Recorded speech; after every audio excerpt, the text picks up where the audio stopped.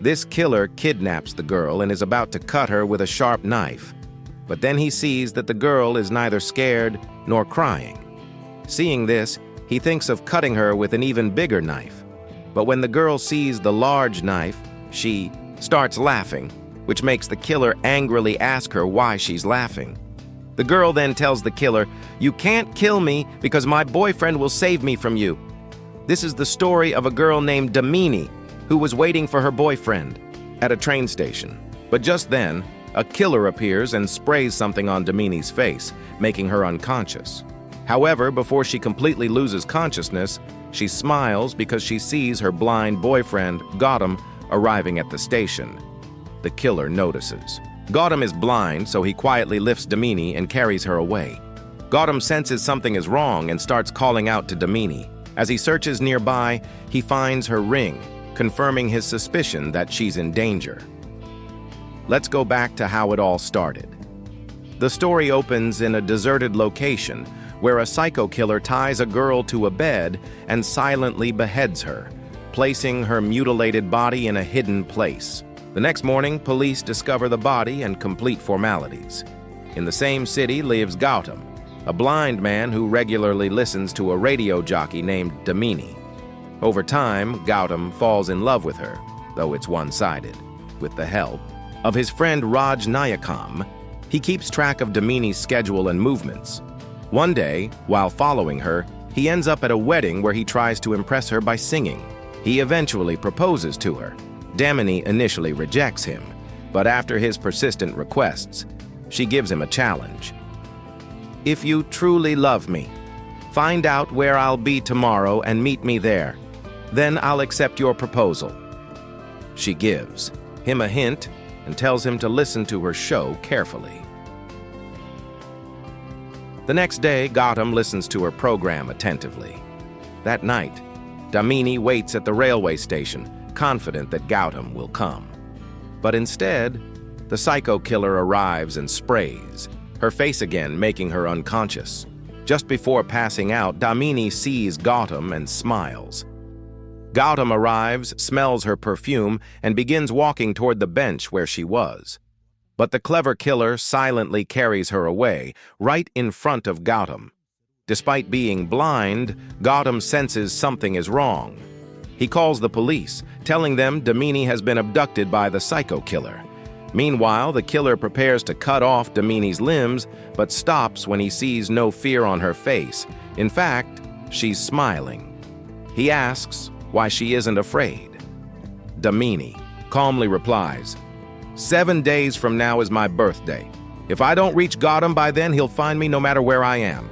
The killer is intrigued and decides not to kill her. Instead, he brings in a prostitute, knocks her unconscious, and beheads her instead.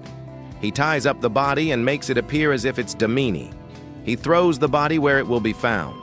When police discover the body, Damini's father confirms it's not her, and Gautam, using his sense of smell, also realizes it isn't her.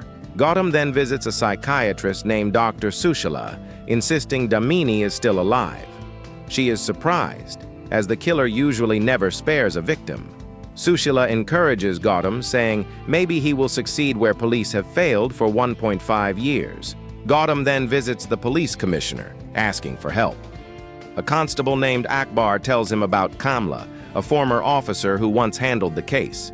Gautam finds Kamla, now disabled due to an accident, and asks for help. She refuses and lashes out. Enraged, Gautam slaps her and leaves. Meanwhile, the police question a woman in the red light area who tells them that Rani, the prostitute, had called her, saying she was going with a rich-looking customer in a fancy car.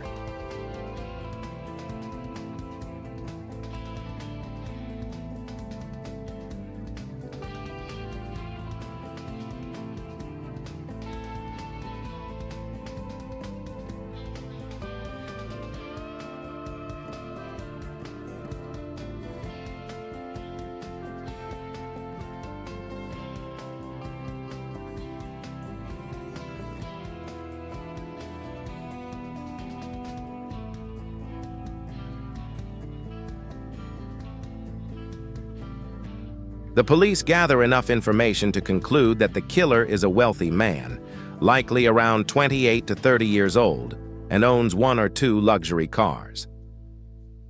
That night, Kamla arrives at Gautam's house with her mother. She has made up her mind to help. Gautam vows not to let any more girls lose their lives. Kamla says that first, they need to gather complete details of the case, which are currently with the CID. Since she had worked on this case about a year and a half ago, she knows where all the evidence and files are kept. With Kamla's help, Gautam reaches the CID office. Just as he is about to open a cabinet, someone grabs him from behind. At that moment, Muthu arrives at the office to retrieve his house keys. Muthu becomes slightly suspicious but finds no one around. After Muthu leaves, it is revealed that the other person in the office was Constable Akbar, who helped hide Gautam. Akbar assists Gautam and gives him photocopies of all the case files. Gautam and Kamla study the documents back home and find out that a total of 14 girls have gone missing so far. 4 of them were prostitutes, while the rest were highly successful in their respective fields. All the abductions took place in broad daylight, mostly from the roads while the girls were returning. Home, Gautam visits each victim's home with the police team to gather more insights. The common response from the families is that the girls disappeared while returning home. Gautam then visits all the locations where the victims were last seen and notices one thing in common at each scene: a dustbin. From this, Kamla and Gautam deduce that each victim must have noticed something near the dustbin which made them stop their vehicle. Upon speaking to some children playing nearby, they learn that a girl named Rupa was last seen holding a puppy. This leads them to theorize that the killer uses a cute puppy to lure the girls. He places the puppy near the dustbin, waits for the girl to notice it, then appears and claims the puppy is his, requesting her to return it. As soon as the girl gets close, he renders her unconscious and abducts her. The next day, the kidnapper tries to abduct another girl using the same plan, but fails because Kamla and Gautam had already anticipated the move. Later, the killer drops off a dead girl's body outside Gautam's house, along with a message that reads, "Advance happy birthday." Gautam notices a strange odor coming from the body and asks Raj Nayakam to bring him a black pig and a white pig. Raj does as asked. Gautam explains to Kamla that the same odor is present on this girl's body as well as the prostitute's body from before, which match the scent associated with the white pig. They begin visiting all the pig farms in the area, hoping to find a young male owner matching the killer's description. However, none of the farm owners fit the profile. Meanwhile, Muthu finds out that Gautam is visiting pig farms and had placed someone to tail him. Coincidentally, when Muthu visits one such pig farm, the owner turns out to be the killer they've been searching for. Seeing the police arrive, the killer panics, injects Muthu to render him unconscious, and locks him in the same room where he had committed all his crimes. Once the killer leaves, Damini helps Muthu regain consciousness and urges him to escape, but Muthu says he's unable to. Shortly after, the psycho killer returns and kills Muthu. Despite checking all the pig farms, Gautam and Kamla find no solid evidence. Kamla, however, remains confident that the killer is indeed hiding among these pig farms. Gautam becomes discouraged and decides to stay home alone that night. Later, the killer's car arrives at Gautam's house. Sensing it, Gautam walks out with a cactus plant in hand and heads toward the car. From a distance, Raj Nayakam begins tailing the killer's car in his own vehicle. A long car chase ensues, but tragically, Raj Nayakam is killed by the killer.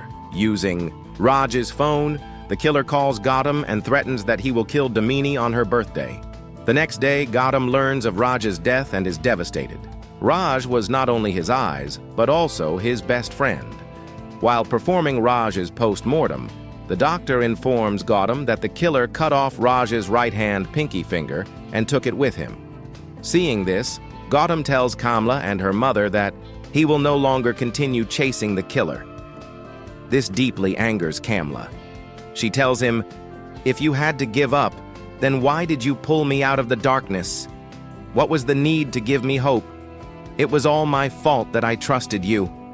If I hadn't fallen from those college stairs back then, I would have solved this case alone.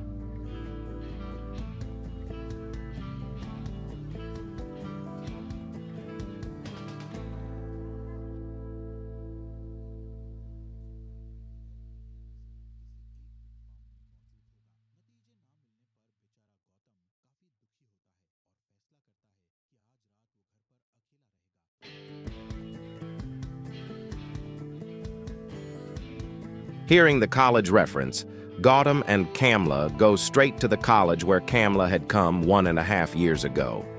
Back then, a student had been murdered here, and Kamla had visited to investigate. Upon checking the CCTV footage, a suspicious man is seen sitting nearby. Gautam and Kamla immediately meet the principal and ask him who the man sitting next to him in the video was. The principal replies, "I don't know exactly who that man was, but I can tell you he was left-handed. He took popcorn with his left hand and kept his right hand in his pocket the entire time." This information triggers a sudden realization in Gautam. He rushes to check Raj Nayakam's belongings. It becomes clear that the killer is missing his right-hand pinky finger. This clue was left behind by his friend Raj Nayakam. Gautam had earlier measured the killer's car when he had come to his house. Using that, he contacts several car manufacturing companies. Finally, they succeed. A car dealer tells them about a man named Angulimala who matches the description. He owns a hotel and a pig farm. Kamla and Gautam visit the pig farm but find out Angulimala is currently away. Gautam uses the opportunity to search his office and discovers a map, which he brings back to Kamla. Kamla simplifies the map using matchsticks so Gautam can remember the route better. They both resolve to rescue Damini. Meanwhile, Damini, locked in a dark room, meets an older woman named Rachel, who's been captive for years. Rachel reveals she was Angulimala's teacher. He grew up in an orphanage and was punished by her as a child. This is his revenge. Angulimala recreates the incident from his childhood. He pleads with his teacher, "Please forgive me, teacher, I made a mistake." He used to be punished for masturbating, being beaten 60 times daily. After the emotional drama, Angulimala prepares to kill Damini. Damini asks him who the dead police officer was. Angulimala reveals it was the same officer who had assaulted him when he was being taken to juvenile detention. That's why he killed him. Just then, Kamla and Gautam arrive at the location. As they enter the building, an alarm goes off. Angulimala tries to attack Gautam, but there's a power cut, actually caused by Kamla's mother. In the dark, Angulimala searches for Gautam, calling out, "I've lost, you've won. Either I'll kill you or you'll kill me." Gautam appears, but Angulimala stabs him in the stomach. Gautam uses an electric shock to render Angulimala unconscious and chains him up. He then rescues Damini. As they try to leave, Angulimala yells, "Teacher, please don't leave me alone. I don't want to be alone." Damini, feeling pity, throws him a key. As Angulimala moves to pick it up, Rachel swallows the key. In desperation, he cuts her open to retrieve it and frees himself. But by the time he gets out, Damini, Gautam, and Kamla are already gone. The next day, the police hold a press conference with Damini. She gives a statement. "I didn't see a psycho killer in him. I saw a little boy who was left alone and abused. If I were his mother or sister, maybe he would have received the love that could have prevented all this."